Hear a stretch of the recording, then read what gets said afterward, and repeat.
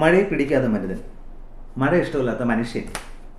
വിജയ് ആൻ്റണി നായകനായിട്ട് അഭിനയിച്ച് തിയേറ്ററിൽ റിലീസായ സിനിമയാണ്. മിൽട്ടനാണ് ഡയറക്ഷൻ. ഇതിനകത്ത് വിജയ് ആൻ്റണിക്ക് ഒരു ആക്ഷൻ ഹീറോ പരിവേഷമാണ് കൊടുത്തിരിക്കുന്നത്. സിനിമയുടെ ആദ്യത്തെ ഒരു മിനിറ്റ് ഒരു ആനിമേറ്റഡ് വീഡിയോ ആയിട്ടാണ് കാണിക്കുന്നത്. എന്താണ് വിജയ് ആൻ്റണി എന്നുള്ളതാണ് അവിടെ പറയുന്നത്. സലീം എന്നാണ് കഥാപാത്രത്തിൻ്റെ പേര്. പുള്ളി ഒരു ഡിഫൻസ് ഓഫീസറാണ്, ആർമി ഡിഫൻസ് ഓഫീസറാണ്. അപ്പോൾ ഹോം മിനിസ്റ്ററുടെ മകൻ എന്തോ അലമ്പ് കാണിച്ചിട്ട് കുറേ ആൾക്കാർ മരണപ്പെടുന്നു. അപ്പോൾ അതിൻ്റെ ദേഷ്യത്തിൽ വിജയ് ആൻ്റണി പോയി ചെറുക്കനങ്ങ് തട്ടും. അപ്പോൾ ഇതിൻ്റെ പേരിൽ ഹോം മിനിസ്റ്റർ വിജയ് ആൻ്റണിയോട് ഭയങ്കര കലിപ്പാകുന്നു. വിജയ് ആൻ്റണിക്ക് ഒരു പ്രണയിനിയുണ്ട്, അതിൽ ഭാവനയാണ് കാണിക്കുന്നത്. അപ്പോൾ ഭാവനയുടെ ചേട്ടനായിട്ട് കാണിക്കുന്നത് ശരത് കുമാറാണ്. ഇവരൊക്കെ ഒരുമിച്ച് വർക്ക് ചെയ്യുന്നവരാണ്.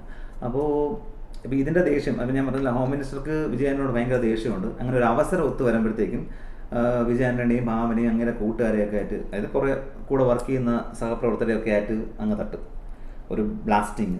അപ്പോൾ അവിടെ നിന്ന് സ്വാഭാവികമായിട്ടും നായകൻ രക്ഷപ്പെടണമല്ലോ. അങ്ങനെ ഇവിടെയും നായകൻ രക്ഷപ്പെടുന്നു.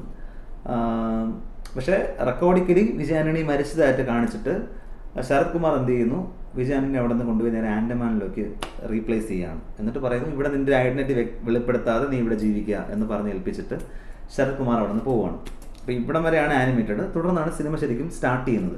അപ്പോൾ ആൻഡമാൻ നിക്കോബാറിൽ എത്തപ്പെട്ട വിജയ് ആൻ്റണി അവിടെ നിന്ന് പരിചയപ്പെടുന്ന കുറച്ച് ആൾക്കാർ, അവർ നല്ലൊരു സൗഹൃദത്തിലേക്ക് എത്തുന്നു.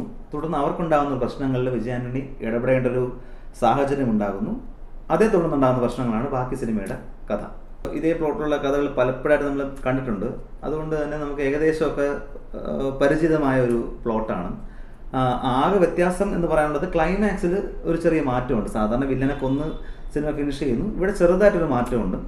ആ മാറ്റം ചിലർക്ക് ഇഷ്ടപ്പെടാം, ചിലർക്ക് ഇഷ്ടപ്പെടാതെ പോകാം, അത് ഡിപ്പെൻഡാണ്. ഓവറോൾ എങ്ങനെയെന്ന് വെച്ച് കഴിഞ്ഞാൽ എനിക്കൊരു ഓക്കെ മൂവിയായിട്ട് ഫീൽ ചെയ്തു. ഭയങ്കര സംഭവമല്ല, എന്നാൽ തീരെ മോശമല്ലാത്ത ഒരു ഓക്കെ ലെവലിലുള്ള ഒരു പടമായിട്ടാണ് എനിക്ക് ഫീൽ ചെയ്തത്.